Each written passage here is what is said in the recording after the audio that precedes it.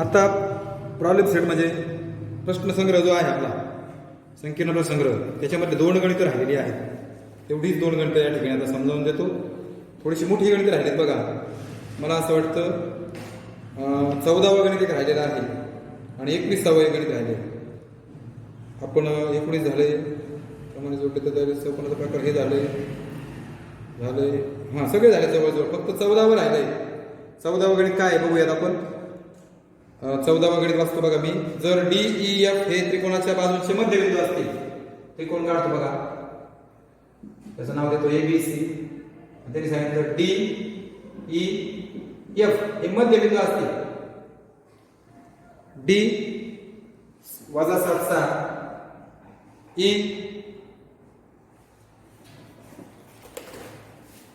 14वं गणित बघा. ई 8 5 आणि F 2 वजा 2 हे त्रिकोणाच्या बाजूचे मध्यबिंदू असतील तर त्या त्रिकोणाच्या मध्यगा संपात बिंदूचे निर्देशक काढा. मध्यगा संपात बिंदू म्हणजे काय? मध्यगा संपात बिंदू म्हणजे ही मध्यगा आहे बघा. मध्यबिंदूला जोडणारा रेषाखंड मध्यगा, मध्यबिंदूला जोडणारा रेषाखंड मध्यगा आणि ही मध्यगा म्हणजे तुम्हाला जी चे निर्देशक काढायचे. या जी ला मध्यगा संपात म्हणतो आपण. इंग्लिश मध्ये पहा आता. Find the coordinate of centroid. तुम्हाला सेंट्रॉइडचे कोऑर्डिनेट काढायचे. G is the centroid. Point D E F are the mid points of sides of that triangle. त्रिकोणाच्या mid point of sides of triangle, साइडचे मिड पॉइंट आहेत. Mid point दिले असता आपल्याला सेंट्रॉइडचे coordinate काढायचे. बघा आता ए चे कोऑर्डिनेट मी ए बी मानतो, बी चे सी डी ई एफ आणि ए चे G H. Let suppose coordinate of point A, AB, B, CD, C, E, F and G, G, H. समजा A, B, C आणि G चे निर्देशक आहेत. मराठीत बघा ऍडजस्ट करा. समजा ए कंसात ए बी कंसात सी डी सी कंसात ई एफ आणि जी कंसात जी एच चे निर्देशक आहेत. हे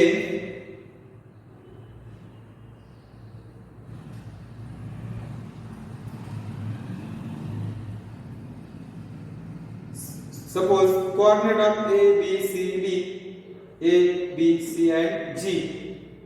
काहीतरी चुकतंय बघा.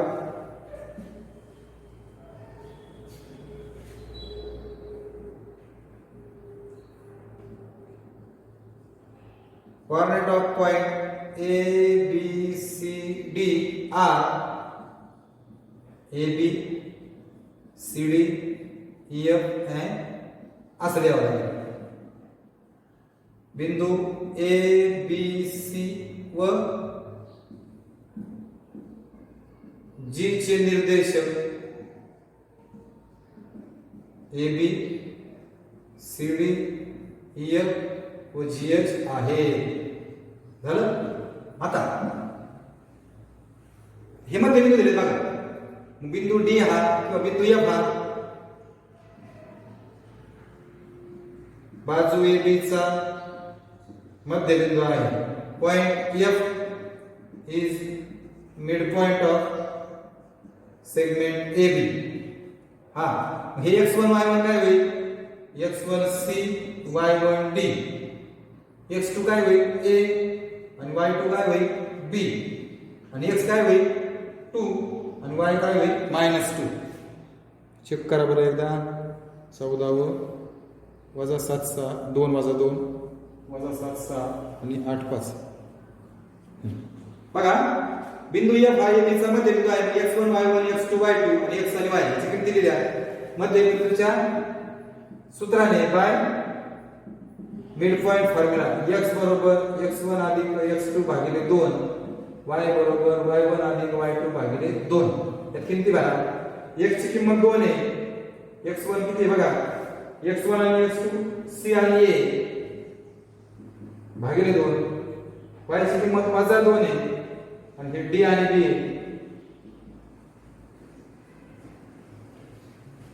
हे इकडे भागिले गुणिले होईल. मग a अधिक c बरोबर 4 हे पहिलं झालं. हा गुणिले होईल -2 गुणिले 2 -2 × 2 -4 म्हणजे -4 होईल. b अधिक d b प्लस d हे दुसरं झालं. दोन समीकरण मिळाले, दोन इक्वेशन मिळाले. परत आता बिंदू D हा BC चा मध्यबिंदू आहे. Point D is mid point of segment BC. आता बघा हे x1 y1 x2 y2 आणि हे x बरोबर. बाय मिड पॉइंट फॉर्म्युला मध्यबिंदूच्या सूत्राने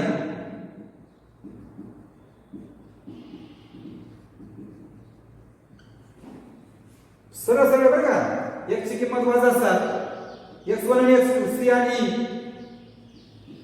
y ची किंमत 6, y1 म्हणजे d अधिक f हा भागिले 2 गुणिले होईल म्हणजे c अधिक e बरोबर -14 होईल. बघा तिसरं आहे 7 2 14 एक वाजून नाही 6 2 12 d अधिक f बरोबर 12 हे चौथं मिळालं. आता बिंदू E हा AC चा मध्यबिंदू आहे. Point E is mid point of segment AC. हा x1 y1 होईल आणि हा x2 y2 होईल आणि हा मधला जो आहे तो x होईल आणि y होईल. मध्यबिंदूच्या सूत्राने बाय मिड पॉइंट फॉर्म्युला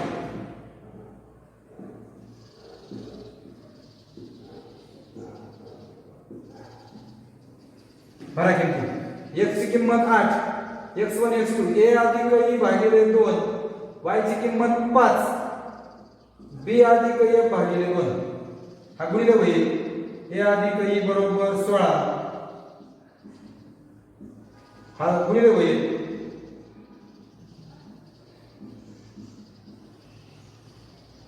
म्हणजे मी फक्त मध्यबिंदूचं सूत्र वापरून मला 6 इक्वेशन म्हणजे 6 समीकरण मिळालेले आहेत. मला असं वाटतं इथपर्यंत तुम्हाला समजलंय. यातला मी 1 3 5 यांची बेरीज करतो. इक्वेशन 1 अधिक 3 अधिक 5 समीकरण 1 अधिक 3 अधिक 5 डाव्यांची बेरीज उजव्यांची बेरीज a अधिक c 3 तर c अधिक e आणि a अधिक e बरोबर 4 अधिक वजा 14 म्हणजे 4 वजा 14 अधिक 16 2a 2c आणि 2e झाले बघा 16 आणि 4 20 20 आतून 14 गेले म्हणजे 6 अधिक फक्त 2 ने भागून डिवाइडिंग बोथ साइड 2 ने भागा मग इथे काय 2 ने भागल्यावर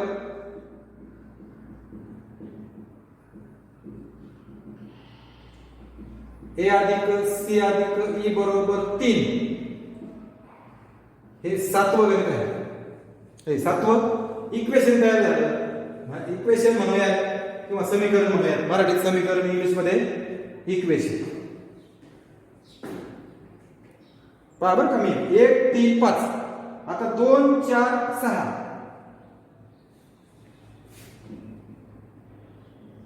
2 4 आणि 6 समीकरण 2 आणि 4 चा केलं इक्वेशन 2 + 4. चला 2 पुढे b अधिक d 4 d अधिक f आणि 6 b अधिक f डाव्यांची बेरीज उजव्यांची वजा 4 अधिक 12 अधिक 10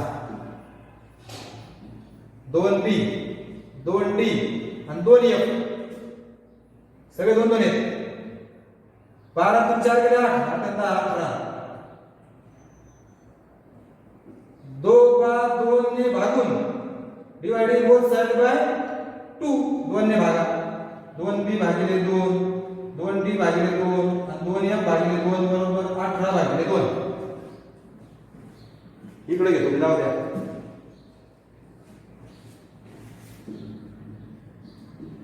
दोन ने भागून dividing both side by 2. 2b upon 2, 2b भागिले 2, 2d अपॉन 2 आणि 2f अपॉन 2. b अधिक d अधिक f बरोबर 9. हे आठवलं इक्वेशन. बघा मी बोलता बोलता 8 इक्वेशन तयार केले. आता काय करायचंय म्हणजे परत पहा बरं का. 1 3 आणि 5, 2 4 आणि 6 ह्यांचं झालं 7वं आणि ह्यांचं झालं 8वं. आता 1 ची किंमत 7 मध्ये टाकणार म्हणजे फ्रॉम 1 and 7. 1 व 7 वरून चला 7 लिहा. 7 पुढे हे अधिक सी अधिक बरोबर 3. 1 पुढे हे अधिक सी बरोबर 4. याची किंमत टाका 4.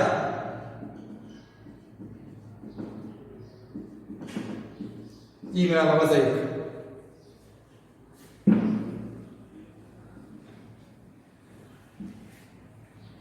आता फ्रॉम 3 and 7, 3 व 7 वरून चला 7 लिहा. ए अधिक सी अधिक ई बरोबर 3. 7 लिहा बघा. आणि 3 काय आहे, सी अधिक ई चा वजा 14 आहे. सी अधिक ई याची किंमत वजा 14 आहे. ए वजा 14 बरोबर 3. ए बरोबर 3 अधिक 14. ए बरोबर 17.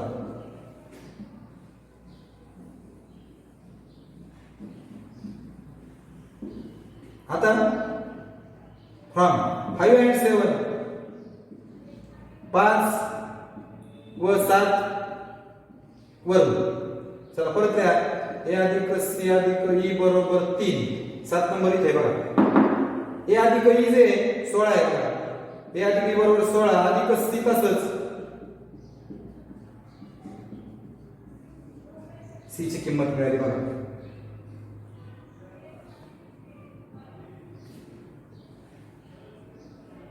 झालं हे समजलं. आता 2 व 8 वरून फ्रॉम 2 and 8, 2 व 8 वरून चला 8 लिहा. 8 इथं कुठेतरी बघा. बी अधिक डी एफ बरोबर 9 आणि 2 इथे बघा. बी अधिक डी वजा 4 आहे. इथं बघा बी अधिक डी ची किंमत वजा 4 टाका. वजा 4 अधिक एफ बरोबर 9. 9 अधिक 4 एफ बरोबर 13.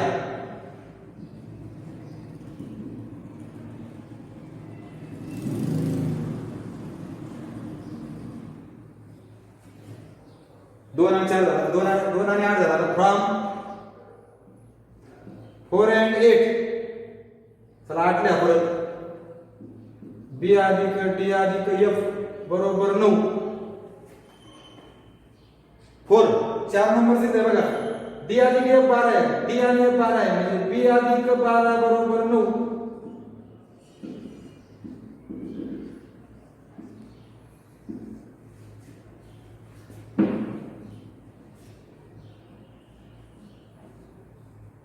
आता 6 व 8 वरून फ्रॉम 6 and 8, 6 व 8 वरून बी अधिक डी अधिक एफ बरोबर 9 आणि 6 नंबरचं बी अधिक एफ 10 आहे बघा. बी अधिक एफ 10 आहे.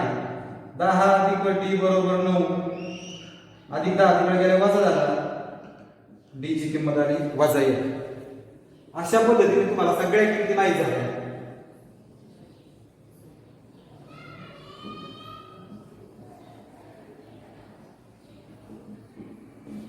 ओके. आता टाकून द्या.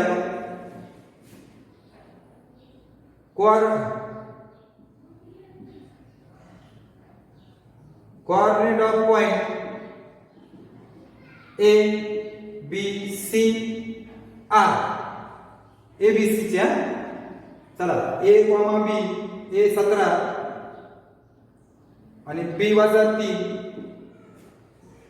cd c वजा 13 आणि d वजा 1 e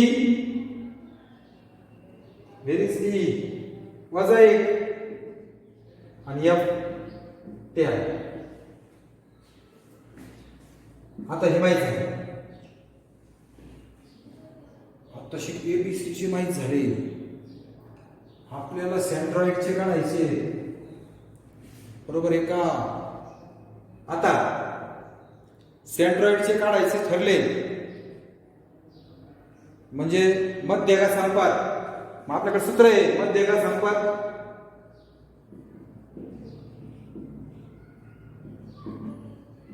बाय सेंट्रॉइड फॉर्म्युला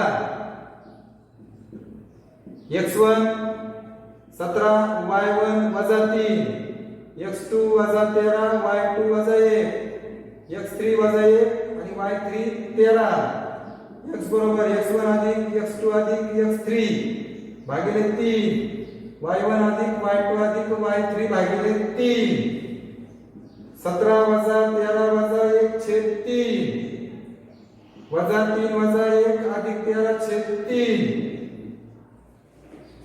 हे 3 छेद 3 होईल. हे 9 छेद 3 होईल. याला जी आणि एच म्हटलंय. x बरोबर जी आणि y बरोबर एच.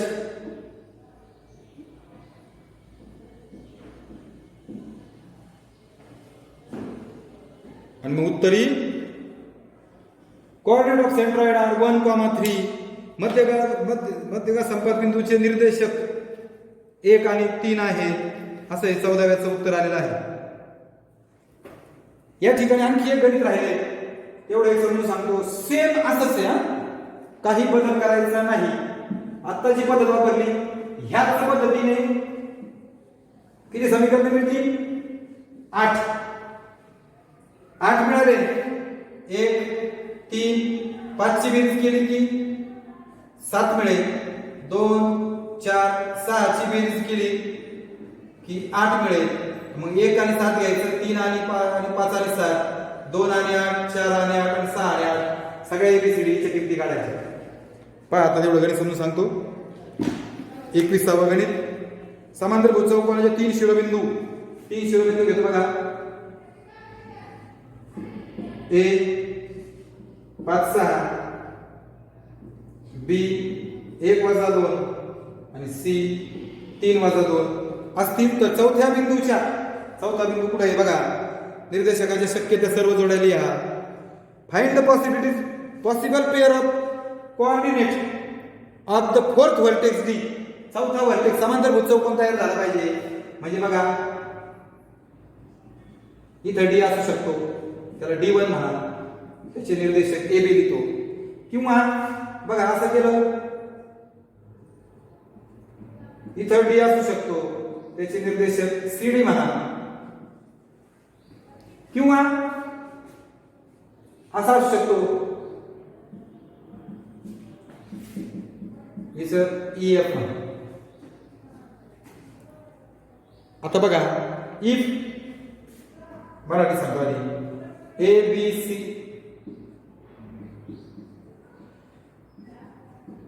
is parallelogram. इंग्लिश मध्ये घ्या आधी. म्हणजेच AB is equal to CD1 आणि BC is equal to AD1. Opposite sides of parallelogram.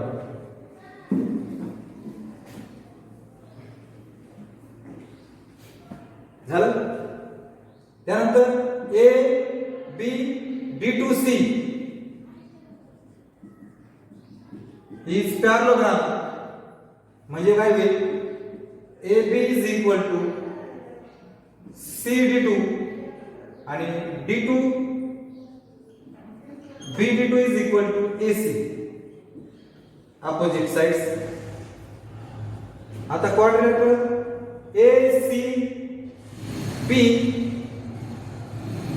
D3 is parallelogram म्हणून CB is equal to opposite side लिहितो मी AD3 आणि AC is equal to BD3 opposite sides of parallelogram congruent. आता मराठीत सांगतो. चौकोन ABCD हा समांतरभुज चौकोन आहे.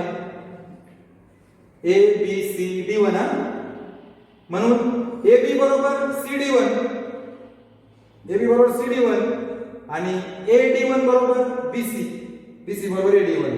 अपोजिट म्हणायचे काय ते म्हणणार समोरासमोर बाजू एकरूप असतात. अरे काय लिहायचं समोरासमोर बाजू एकरूप असतात. आता चौकोन ABD2C ABD2C म्हणजे हा जो चौकोन आहे हा चौकोन जो आहे हा समांतरभुज चौकोन आहे म्हणायचं. हा समांतरभुज चौकोन आहे म्हणून परत AB बरोबर D2C आणि AC बरोबर BD2 समोरासमोर बाजू एकरूप असतात. आता चौकोन ACBD3 हा समांतरभुज चौकोन आहे म्हणून AC बरोबर BD3 आणि BC बरोबर D3A समोरासमोर बाजू एकरूप असतात. तुमच्या लक्षात आलं का बघा या समोरासमोर बाजू एकरूप घेतल्या मी म्हणजे BC एकरूप AD1 हीच BC एकरूप AD3 समोरासमोरच्या बाजू आहेत सारखे म्हणायला लागलं. त्यानंतर ही बाजू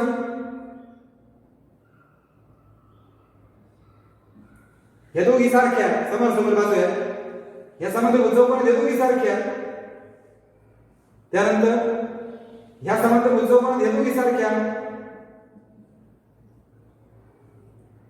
आणि ह्या समांतरभुज चौकोनात ही आणि ही सारखी असेल म्हणजे बघा कोणत्या बाजू सारख्या झाल्या म्हणजेच AD1 बरोबर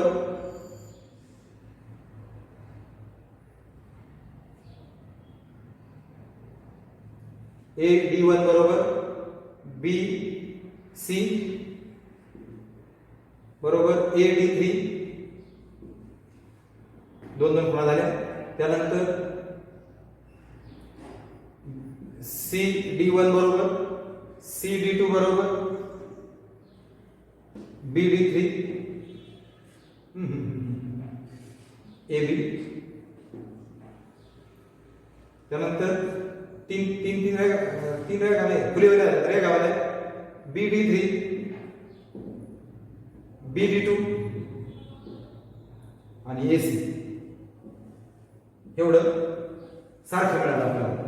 आता तुम्ही जर नीट पाहिलं तर हे दोघं सारखे आहेत म्हणजे A हा point A is midpoint of D3 D1 point C is midpoint of D1 D2 and point B is midpoint of D2 D3. Point जरी म्हणायचं बिंदू A हा D3 D1 चा मध्यबिंदू आहे. बिंदू C हा D1 D2 चा मध्यबिंदू आहे आणि बिंदू B हा D2 D3 चा मध्यबिंदू आहे. म्हणजे बघा ना बघा हे दोन बाजू सारख्या म्हणजे हिचा हा झाला मध्यबिंदू हे दोघी सारखे आहेत म्हणजे हा झाला याचा मध्यबिंदू. मग मध्यबिंदूच्या प्रमाणाने mid point formula x1 y1 x2 y2 x1 y1 x2 y2 A5 x is equal to 5 y is equal to 6 किमती भरायचं 1 आणि 2 नाव द्यायचं. Point B mid point of D2 D3 याला x1 y1 x2 y2 xy परत mid point formula मध्यबिंदू सूत्राने दोन equation मिळतील त्याला 3 आणि 4 म्हणायचं आणि इथं x1 y1 x2 y2 xy इथं पण ते सूत्र वापरायचं तुम्हाला 5 आणि 6 मिळेल. 1 अधिक 3 अधिक 5 करा डाव्यांची बेरीज उजव्यांची बेरीज 7 मिळेल. 2 अधिक 4 अधिक 6 ची बेरीज करा तुम्हाला 8 मिळेल. असे 8 इक्वेशन मिळाले. 1 7 2 1 व 7 वरून मग केलं तसं 3 व 7 वरून आणि 5 व 7 वरून त्याचप्रमाणे 2 व 8 वरून 4 व 8 वरून 6 व 8 वरून तुम्हाला ABCD EF सगळ्या किमती मिळतील 3 व्हर्टेक्स मिळतील। या ठिकाणी हे प्रकरण संपलंय। पुढच्या तासाला आपण नवीन प्रकरणाकडे जाऊयात, त्याचं नाव आहे ट्रिग्नोमेट्री। या ठिकाणी आपण थांबूयात। धन्यवाद।